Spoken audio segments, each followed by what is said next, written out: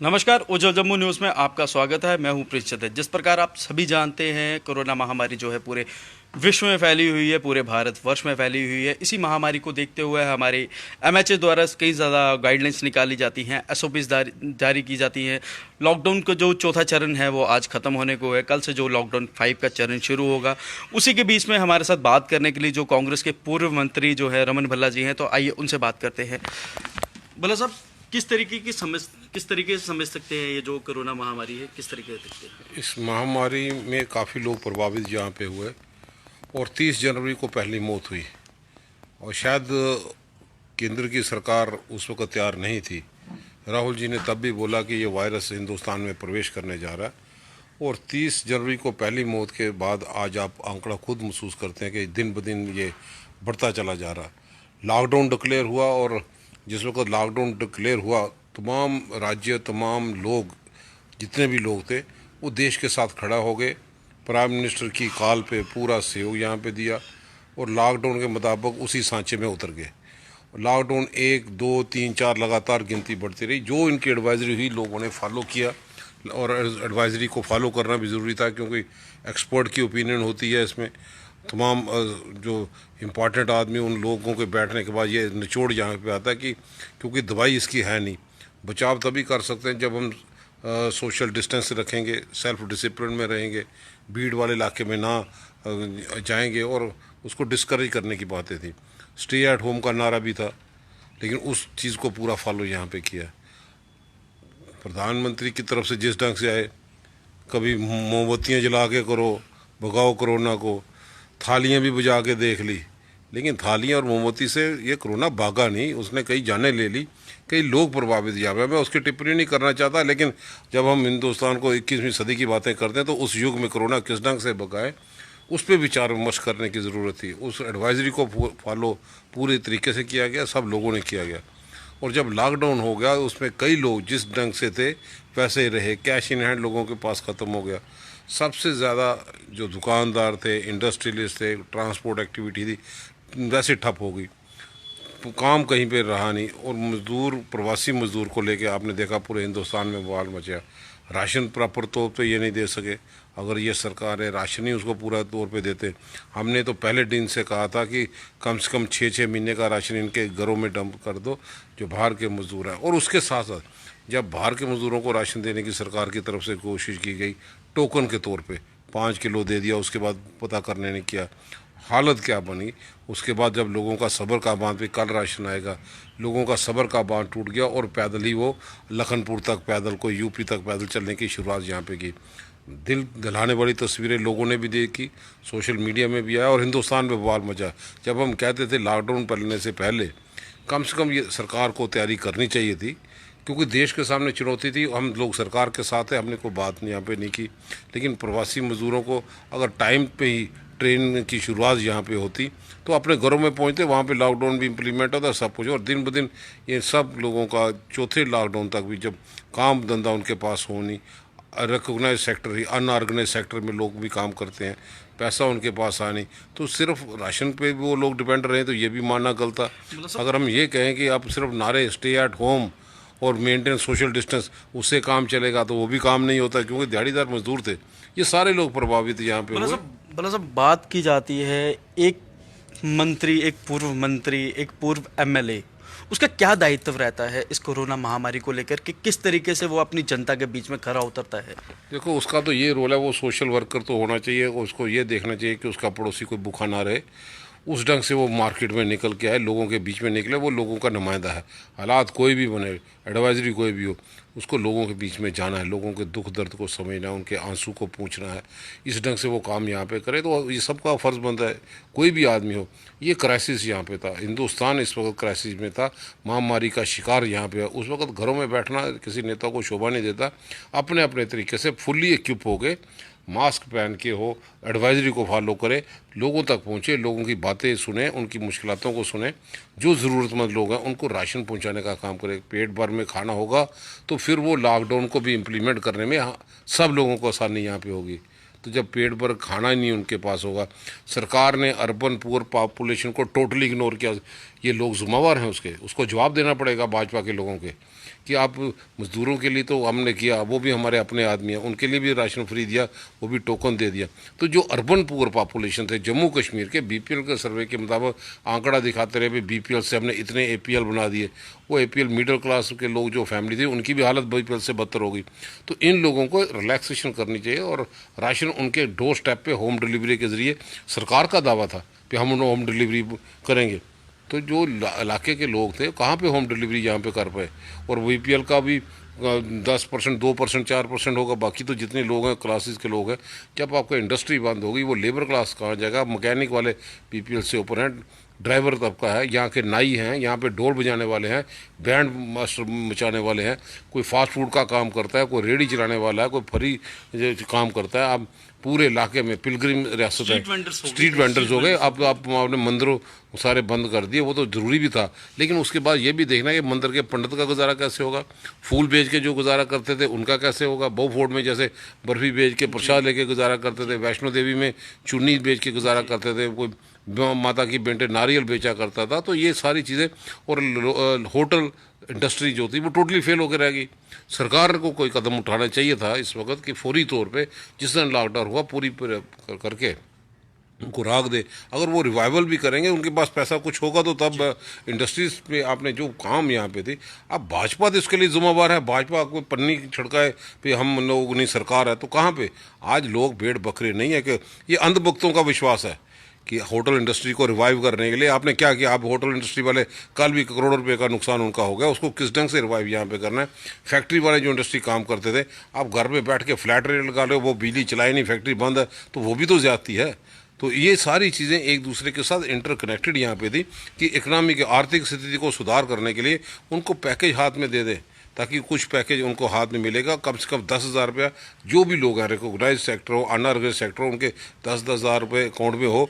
अब बाहर में जो हमारे लोकल लोग, जम्मू कश्मीर के लोग बाहर काम करने के लिए गए थे, कोई हिमाचल गया था, अब वहाँ पे भी 2 महीने का काम था। अब जो वहाँ से वापस आए तो पीछे भी काम कहीं पे है नहीं, वही काम करते थे। उसके हाथ में कुछ होगा तो अपने परिवार वालों के साथ बैठ के कुछ गुजारा तो करेगा। छोटी सी सब बात करते हैं जिस तरीके से, ये तो एक कोरोना महामारी का जो दौर है, ये तो दुख जो है, चिंता का विषय, ये हर एक के साथ है, पूरे विश्व में, पूरे भारतवर्ष में, पूरे जम्मू कश्मीर यूनियन टेरिटरी। बात करते हैं जम्मू कश्मीर यूनियन टेरिटरी की।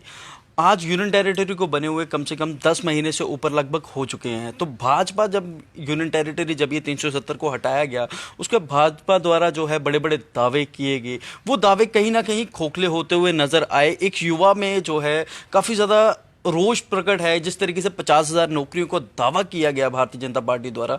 तो कहीं ना कहीं ये एक चिंता का विषय है। इस पे आप क्या कहना चाहेंगे? ये इनके दावे होते हैं, ये अक्षरों में ज़रूर होते हैं, लेकिन ज़मीनी सतह पे -0 है।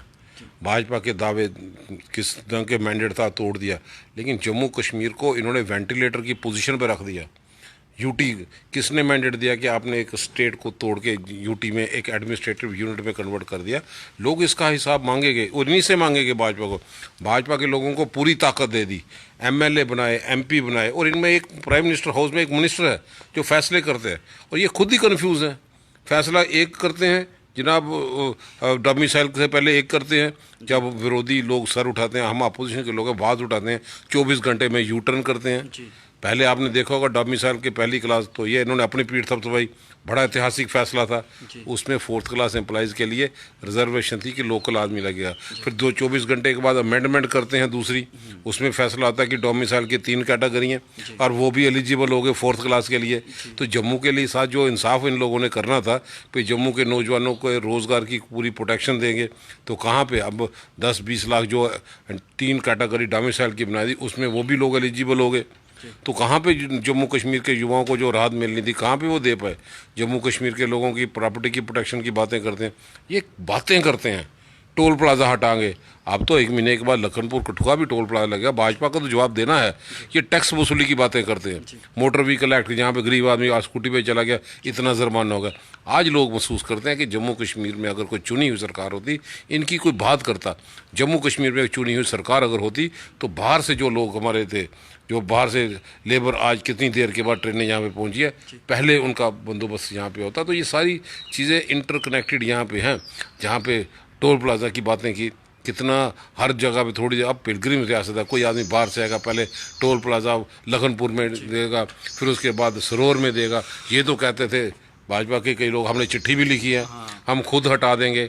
अब तो कितनी 7 महीने तो यूटी के बनने के बाद भी हो गए, अब कितने तारे चढ़े, अब दूसरा भी आज डूब गया।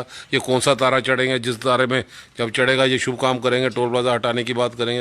ये तो तोड़ने की बातें करते थे जब इनका समय था, जब हम लोगों की सरकार थी, जब हमने लोगों के जज्बात देखे तो कई चीज़ें पे ध्यान यहाँ पे दिया गया। अब बंद टोल प्लाजा में भी काम जो है वहाँ पे 3-3 टैक्स देने, तो ये दर्शाता था कि ये लोग इनकी करनी और कथनी में टोल प्लाजा को आम लोगों ने देखा, और टोल प्लाजा के साथ साथ वकीलों की हड़ताल को भी आम लोगों ने देखा कि कहाँ पे थे।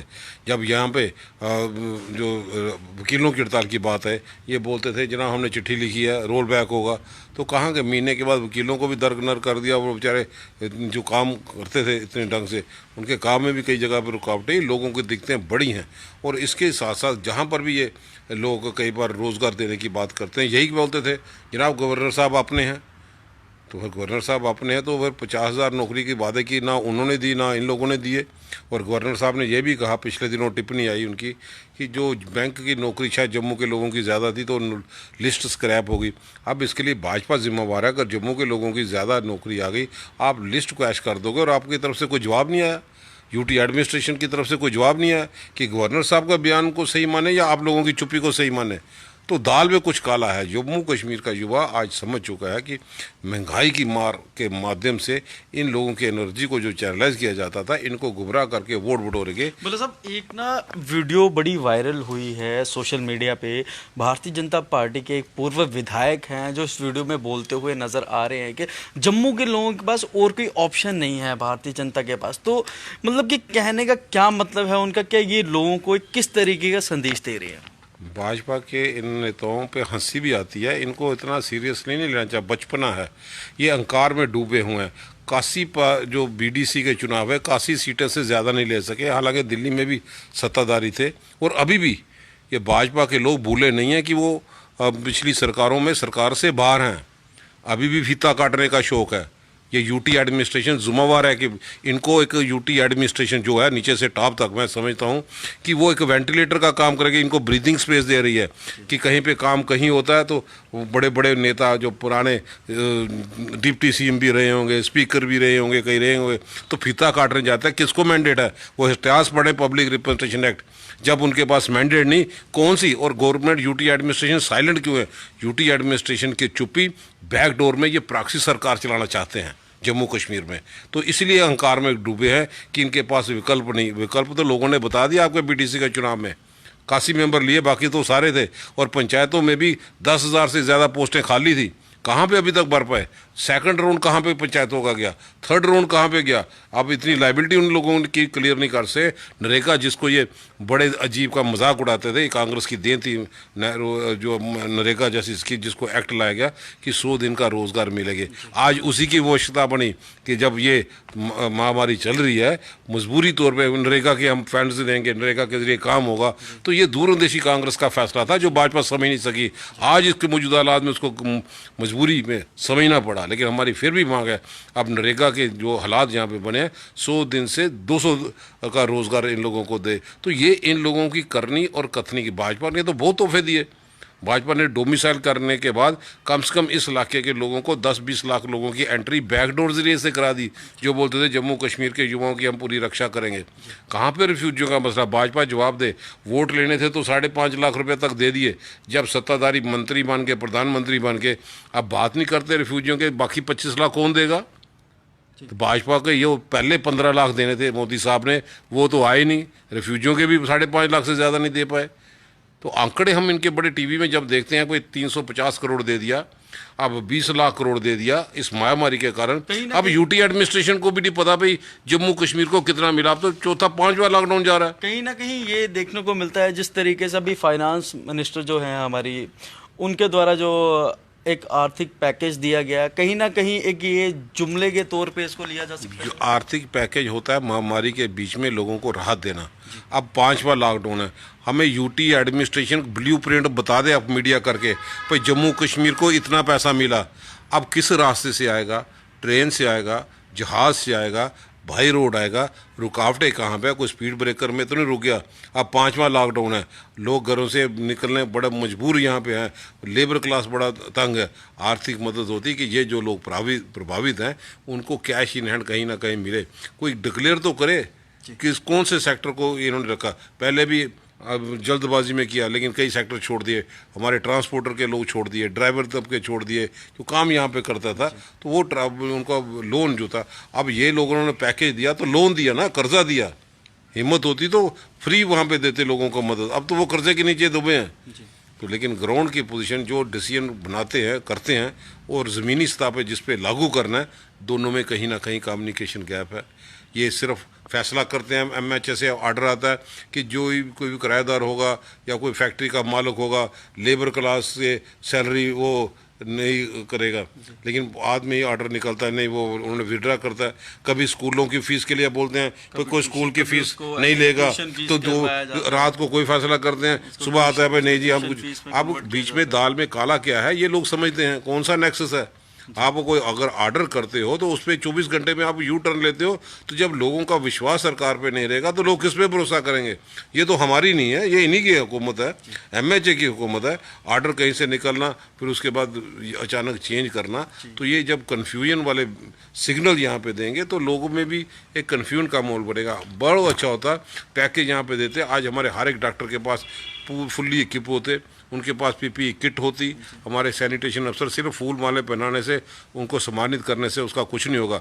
हमारी सरकार से गुजारिश होगी उनको इंसेंटिव दें, उनको बेनिफिट फाइनेंशियली भी दें। जो लोग काम कर रहे हैं इस कोरोना वायरस की जाए, ये कोरोना वॉरियर्स है, इन्होंने तो जर्नलिस्ट को भी नहीं छोड़ा, और जर्नलिस्ट का हमारे सारे लोगों की जब आवाज़ बुलंद कि ये भी उतना ही काम करते हैं कोरोना वायरस के तरीके, लोगों के बीच में जाके उनकी प्रॉब्लम को हाईलाइट करते हैं, आपकी नेशनल एडवाइजरी को इम्प्लीमेंट करने के लिए योगदान देते हैं।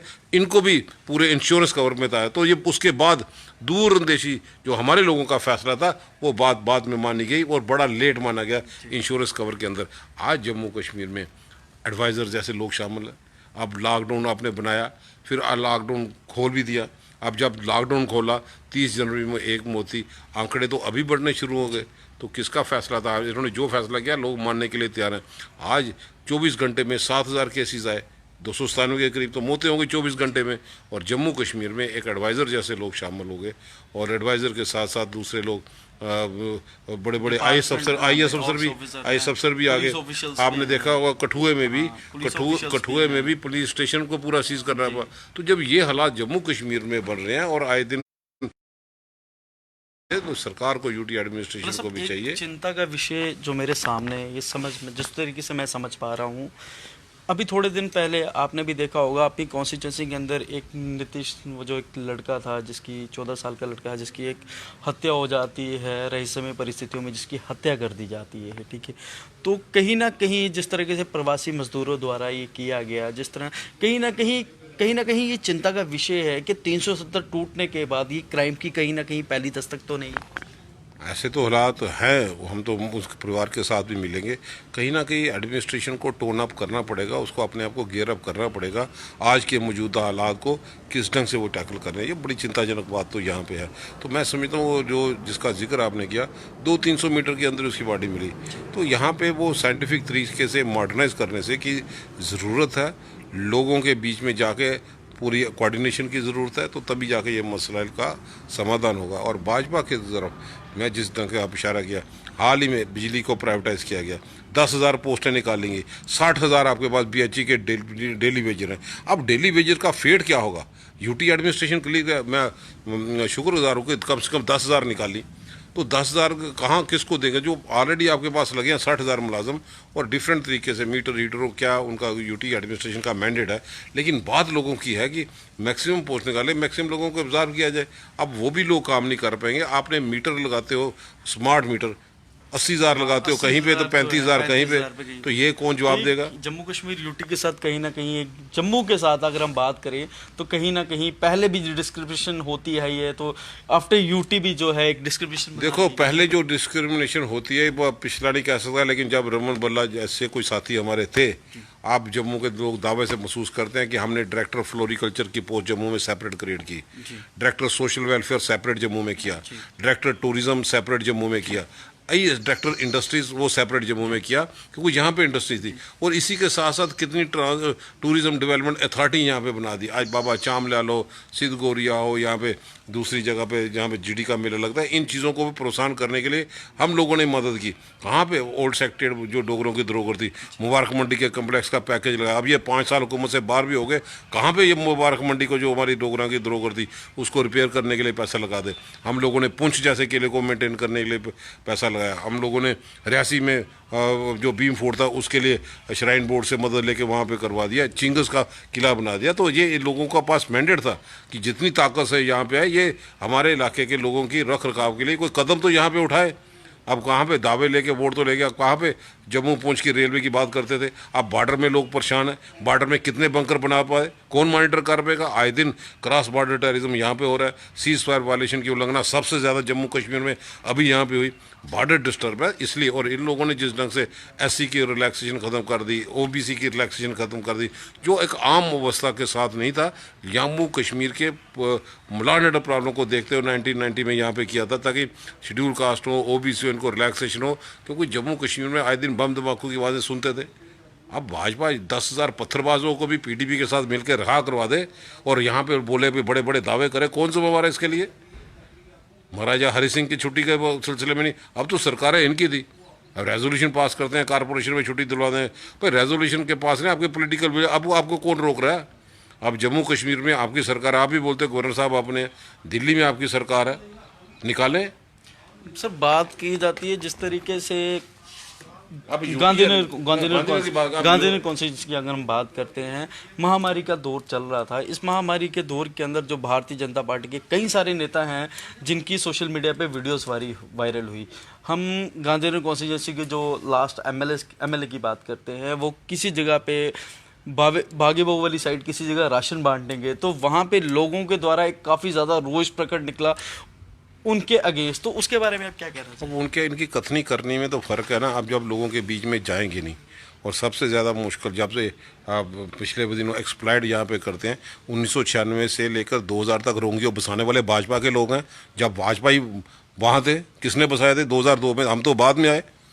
ये चोर मचाए शोर वाली बातें करते हैं, और नड्डा जैसे लोग आके उनको रिहेबिलिटेट करके पक्के स्ट्रक्चर भी बना के दे दें, तो आज उनको किसने रोका इनको निकालने में? अब सरकार है ना इनकी, ये खतरा बताते थे, तो अब जब क्या कौन सी सांप सूंघ गया? अब भाजपा का, अब जम्मू के लोगों को जो गुमराह करने की राजनीति थी, वोट बटोर के लोगों को गुमराह करके आज सच्चाई लोगों के सामने आ गई।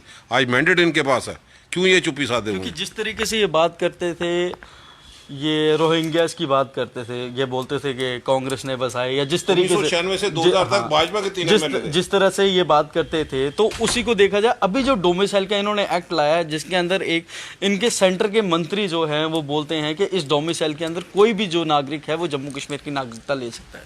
मैं कहता हूँ इनकी करनी और कथनी में बहुत ज़्यादा फ़र्क है, और सब लोग आज इनकी हर बात को यहाँ पे समझते हैं कि जब से ये लोग आए, हमारी पिलग्रिम टूरिज़्म जो रियासत थी, जो बैकबोन थी, आप माता वैष्णो देवी की श्राइन ले लो, अमरनाथ की यात्रा ले लो, किसी ढंग से वो यात्रा ही स्मूथ अभी तक नहीं गई। जब से ये आए, जो यात्रा हमने 60 दिन तक कही, ये 60 दिन पूरा नहीं कर पाए। कभी बोलते हैं एक दिन ऑर्डर आता है भाई यात्रा स्थगित कर देगी, फिर 24 घंटे के बाद आगे हम रिव्यू करेंगे। तो ये अपने स्टैंड पे कहीं पे नहीं है। जब ये एडमिनिस्ट्रेशन किसी जगह पे स्टैंड पे नहीं रहेगी, तो इसका माहौल कन्फ्यूजन का आम जनता तक पहुंचता है। आम जनता महंगाई की मार झेल रही है। जो इन लोगों के दावे थे महंगाई काबू करेंगे, कंट्रोल करेंगे, अब भी 1-2 दिन के बाद पेट्रोल की कीमतें बढ़ रही हैं, दूसरी चीज़ें बढ़ रही हैं। तो ये जनता को ये महंगाई की मार जेल रहे हैं जो भाजपा के लोगों की तरफ से, वो चुप्पी साधे हुए लोग सही मायनों में आने वाले वक्त में इनको अब सही जवाब यहाँ पे देंगे, और इनको जवाब मिलेगा। क्योंकि जो लोग 50,000 नौकरियों का दावा करते करते ये जनाब जम्मू कश्मीर में इतना बदलाव लाएंगे, इन्वेस्टर की टीम आएगी। अब कौन सी डेट तय करेंगे? 28 नवंबर को आनी थी इन्वेस्टर की टीम। अब 28 नवंबर के बाद 6 महीने हो गए, हमने तो नहीं लानी। टाटा बिरले सब इनके, अंबानी इनका, अडानी इनका। पर जम्मू कश्मीर में धरती में वो कब कदम रखेंगे? लोगों को उम्मीदें थी ना रोज़गार की, तो वो कहीं पे रोज़गार तो कहीं नहीं मिला ना। तो ये जो लोगों को गुमराह करके, नौजवान साथी को ख़ास तौर पे उनको उम्मीदें थी कि यहाँ पे ये सब लोगों को एमएलए बना दिया, भाजपा के लोगों को एमपी भी, मेंबर पार्लियामेंट भी सब लोगों को बताया। जब इनकी इतनी पूरी मेजॉरिटी के होने के बाद फैसला जम्मू के लोगों के विरोध में जहाँ पे चल रहा है, ये डिलिमिटेशंस की बात कर रहे हैं तो उसमें इन्होंने काफ़ी ज़्यादा जो मेंबर्स भी बनाए गए हैं। अब जैसे एमपी को जो है इन्होंने एसोसिएट मेंबर बनाया है। डिलिमिटेशंस की अगर ये बात करते हैं तो उससे पहले भी कई स्टेप ले चुके हैं। इतने हार्ड स्टेप ये ले चुके हैं। जैसे इन्होंने नोटबंदी देखी, उसके बाद जीएसटी की अगर हम बात करें, जीएसटी इन्होंने लाया। उससे पहले ही जब ये सरकार में नहीं थी तो यही लोग जो है जीएसटी का विरोध करते नज़र आते थे। देखो, ये जीएसटी भी सब इन लोगों ने लगाया, सब चीज़ें यहाँ पे लोगों को राहत नहीं पहुँची। लोग मुश्किल दौर से यहाँ से गुजरते चले, और ये लोग जो उन्होंने सरकार बनाई, और सरकार बनाने के बाद 3 बार तो उन्होंने प्रेसिडेंट रूल गवर्नर राज यहाँ पे लग गया, ये पूरा टेन्योर ही नहीं यहाँ पे काट पाए। तो हमने तो नहीं चलानी थी ना, सरकार तो इनके पास थी। इनको पता होना चाहिए किस ढंग से यहाँ पे चलाना है, और लोगों को परेशानी के आलम से ज़्यादा गुजरना पड़ा। लोगों की तकलीफ़ें ज़्यादा बढ़ती चलेगी, चाहे पंचायतों के इलाके में रहने वाले लोग हों, चाहे अर्बन पुर के इलाके में। ये लोग कोई भी डेवलपमेंट के लिहाज से कोई कदम आगे नहीं बढ़ाया। अगर जम्मू के लोग महसूस करते हैं कि आज जम्मू में हम लोगों ने गंडोले के लिए पैसा रखा था, पैसा भी दिया, अब शुरुआत क्यों नहीं कर पाए? अब तो काफ़ी साल हो गए, डेटें भी हो गई। आर्टिफिशियल लेक किसी ने अपने घर के लिए तो नहीं बनाई थी भाई। अगर आर्टिफिशियल लेक के लिए पैसा पूरा मंजूर दिया, डीपीआर बनी, पैसा साहब आपके पास, फिर 4 बार इनके मंत्रियों ने भी डेट दे दी, जनाब 2 महीने के बाद शुरू होगी। एक सीमेंट की बोरी नहीं लगा पाए। आप एयरपोर्ट को इंटरनेशनल लेवल पे करना था, जम्मू का एयरपोर्ट, उसकी स्ट्रिप को आगे मेंटेन नहीं कर पाए। अब एक प्रोजेक्ट को लेके एम्स की शुरुआत जो उसके लिए मोदी साहब खुद आए, और आज उस पत्थर वहाँ पे क्या हालत बन गई 2 महीने। ये हम लोगों को, जम्मू के लोगों को बेवकूफ़ समझ रहे हैं। जम्मू के लोग इतने बेवकूफ़ नहीं है, वो सही मायने में वोट का इस्तेमाल करेंगे, और भाजपा के लोगों को चेहरा भी दिखाने नहीं करेगा। और जो एम्स से लेकर हो, लोगों को सेहत समझिए। आप कितने अस्पतालों की यहाँ पे हालत देख लें। जो हम लोगों ने इंफ्रास्ट्रक्चर खड़ा किया था, उसकी दूसरी स्टेज पे आगे भी काम करने की ज़रूरत थी। ह्यूमन रिसोर्सेज के जरिए एम्प्लॉयमेंट की ज़रूरत थी। आज ज़रूरत है कि जो डेवलपमेंट के प्रोजेक्ट यहाँ पे लोगों को मैंने ज़रूरत थी, ये सिर्फ फेस लिफ्टिंग यहाँ पे कर पाए। ज़मीनी सतह पे कोई ऐसा काम देखने को नहीं मिला कि विजिबल चेंज ये फ़ख्र से कह सके। हाँ, ये फ़ख्र से ये कह सकते हैं जनाब हमने स्टेट तोड़ दी। तो आप स्टेट तोड़ दी है तो फिर चुनाव करा लो ना आप, आपको पता चल जाएगा भाजपा के लोगों पे ये कितने पानी में यहाँ पे हैं। इनमें दम हो तो बड़े बड़े अध्यक्ष जो बातें करते हैं, अपने इलाके में कितने चेयरमैन बना पाए। हमारे इलाके में है ना, हम दावे से कहते हैं, चाहे हम सत्ता से बाहर थे, हमारा चेयरमैन बना 56 वोट लेके, भाजपा के लोगों के आए 11 वोट। तो क्या बताएंगे ये? अगले आने दिनों में आप देखेंगे किस ढंग से भाजपा के लोगों के जो लोगों को तकलीफ़ें यहाँ पे, उसका समाधान तो लोग अपने तरीके से रखेंगे। अब मैंडेट तो इनके पास है, उम्मीदें बड़ी थी, और उम्मीदों के पास खरा उतरना इनका काम था। आज महामारी के दौर में बहुत अच्छा होता कि यहाँ से एक कलेक्टिव आवाज़ आती। आप पीएम केयर फंड में पैसा ले रहे हो, लेकिन उसका कहीं पे ऑडिट नहीं। कश्मीर के एमपीज़ ने पैसा दे दिया डायरेक्ट डिस्पोजल पे, अस्पतालों पे। अब यहाँ से कहाँ से आएगा? क्योंकि ज़रूरत है कि फौरी तौर पर मास्क ले लें सैनिटाइजेशन सिलसिले में, ताकि पंचायतों में ना फैले।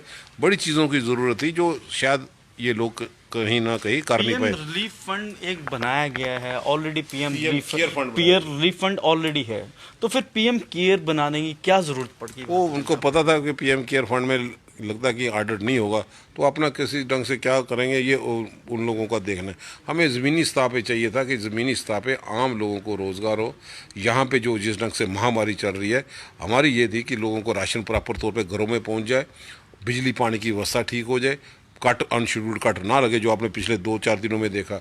जब स्टे एट होम का नारा लगाएंगे तो बिजली बंद कर देंगे तो लोग तो घरों से बाहर आएंगे, तो कहीं ना कहीं में कोई रुकावट ना आ पड़े। बस मैं यही सरकार से गुजारिश करता हूँ, गुहार लगाता हूँ यूटी एडमिनिस्ट्रेशन से, फिर किसी ना किसी ढंग से ब्लूप्रिंट लोगों के सामने लाया जाए, फिर कितना पैसा, कितना पैकेज हमारे जम्मू कश्मीर के लोगों को कितना मिला, और यहाँ पे हर एक सेक्टर को कौन कौन से सेक्टर हमने इन्वॉल्व किए, ताकि उनको कॉन्फिडेंस हो पाए 10 दिन के बाद से ही कहीं ना कहीं हमारा नंबर ज़रूर आएगा, हम आर्थिक तौर पर तैयार हो जाएंगे इस कोरोना वायरस की जंग को जीतने के लिए। तो ये थे हमारे साथ पूर्व कांग्रेस मंत्री जो रमन भला जी, जिन्होंने बखूबी तरीके से बताया गया है कि जिस तरीके से यूटी एडमिनिस्ट्रेशन को बनाने के बाद, यूटी बनाने के बाद जो है काफ़ी ज़्यादा दावे किए थे भारतीय जनता पार्टी द्वारा, कहीं ना कहीं वो दावे जो हैं खोखले होते हुए नज़र आए हैं। हमारी अगली अपडेट के लिए बने रहिए उज्जवल जम्मू न्यूज़ के साथ।